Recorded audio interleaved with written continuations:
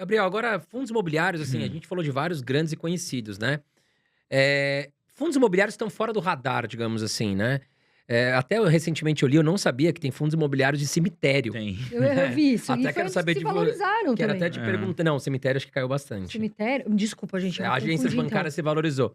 Mas até queria te perguntar, fora do radar, assim, você enxerga quais fundos imobiliários assim que você considera interessante que poucas pessoas falam? Cara, fora do radar, como você falou, tem cemitério que é totalmente alternativo, né, e até não recomendo investir, porque é o único fundo imobiliário que se tem, tá.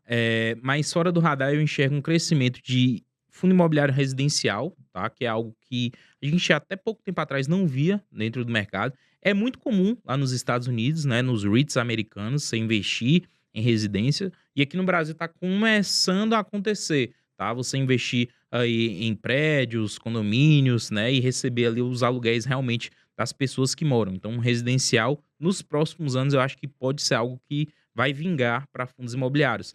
Educacional também é um outro segmento um pouco mais alternativo que está aparecendo, né? Principalmente esse educacional aí voltado para grandes faculdades, né? Grandes grupos educacionais, tá começando a aparecer. E os fundos imobiliários do agronegócio, que não são os FIAGRO, né? Tem uma diferença, fundo imobiliário de agro e fundo imobiliário e os FIAGRO, né? Apesar de ser muito parecido, os fundos imobiliários do agronegócio, eles são, de fato, imóveis do agro. Então, por exemplo, a gente tem o RZTR, né, que é um fundo que tem 10 fazendas, né, principalmente no estado de Goiás ali, produtora de grão, tá? Então é um segmento que você compra ali, você está investindo realmente direto, você não está emprestando dinheiro, como é o caso do Fiagro, você está comprando diretamente ali as fazendas, tá? Então seriam 3 setores mais alternativos que eu vejo com uma boa um bom crescimento aí nos próximos anos. Você tem de cabeça algum educacional?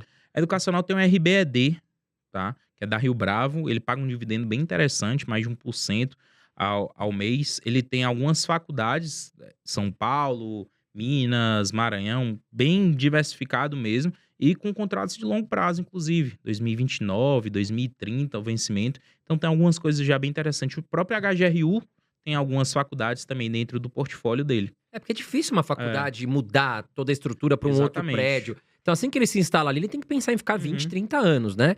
O outro setor que você falou educacional, você falou de agro, o outro me fugiu agora a cabeça. Foi ser.